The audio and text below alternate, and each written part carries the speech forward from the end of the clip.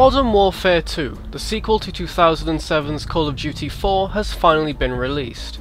Modern Warfare 2 has received a lot of hype since its announcement way back in March earlier this year, but one question remains: does it live up to the hype? The answer is both a yes and a no.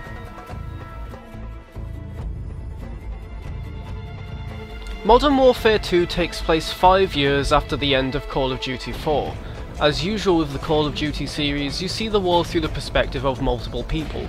Sometimes you're playing as a soldier in the US Army Rangers, another time you're playing as a soldier in the fictitious Task Force 141.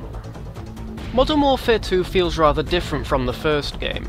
Call of Duty 4 made you feel more like you're in the military, but the numerous scripted events and exciting chase scenes in Modern Warfare 2 make you feel more like you're in a summer blockbuster movie than a video game, but that's not necessarily a bad thing. Unfortunately, the plot gets a bit convoluted near the end. Certain characters change their affiliations with little to no explanation as to why, and the game ends with a Halo 2 style cliffhanger. However, the campaign makes up for this with its excellent sense of atmosphere. Scenes like the White House getting attacked and the EMP blast leave you thinking, holy shit. Even though the plot gets a bit confusing near the end, you really leave wanting more. Unfortunately, the campaign lacks replayability. You might go back to collect the intelligence laptops hidden in different levels, and you might finish the game again on Veteran if you're a bit of an achievement whore, but the linear level design restricts what you can do while playing. Eventually you'll just feel like you're repeating yourself over and over again. An option for cooperative play would have worked well here, and it would have increased the campaign's replayability. What's here is good, but if you're looking for a wholesome single player experience, you should probably look elsewhere.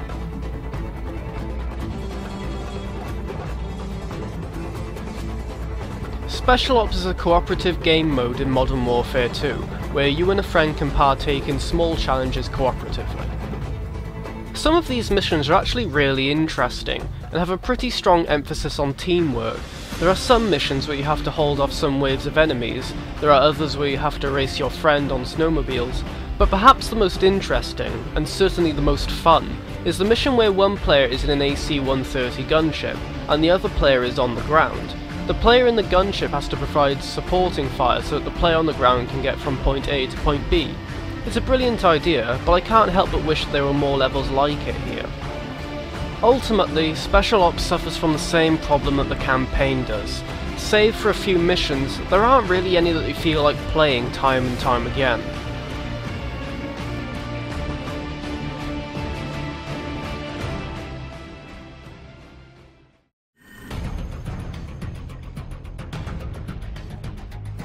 The multiplayer was arguably the biggest thing about the original Modern Warfare.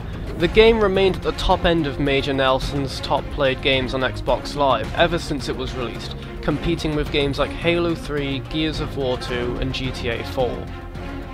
It's no surprise then that the multiplayer is by far the best thing about Modern Warfare 2. It doesn't revolutionise multiplayer like the first Modern Warfare did, but it does an excellent job at refining it. Modern Warfare 2 has got me not caring about the multiplayer in Call of Duty, to being nearly completely addicted to it. Infinity Ward have made a lot of little changes, but they make a big difference. The first Modern Warfare was plagued by people whoring the Martyrdom perk, but in Modern Warfare 2 its presence has been significantly reduced. The Martyrdom perk is now unlocked at a high level, and you need to die 4 times in a row to use it. It's amazing how much of a difference such a simple change makes. Infinity Ward have also added a whole bunch of new kill streaks into the mix. You can now tailor your kill streak awards to how you want them to be.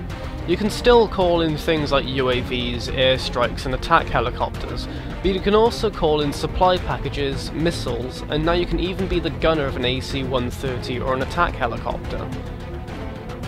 There are, however, some issues with some of the weapons in the game that you get access to.